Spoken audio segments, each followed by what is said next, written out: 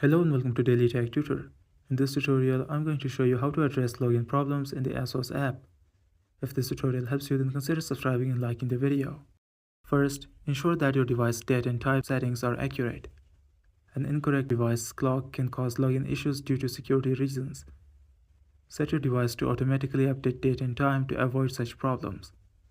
Next, verify that your Asos app is up to date. An outdated app can lead to unexpected issues. Visit the Google Play Store and check for available update for the Asos app. If you're using social media account like Google or Facebook to log in, ensure you're selecting the correct login method.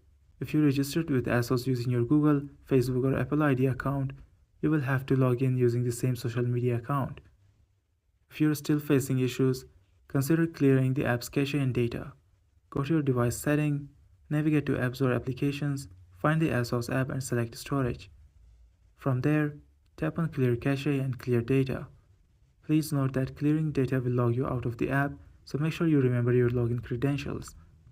Another step is to ensure that your internet connection is stable. Poor connection can prevent the app from communicating with the Asos servers.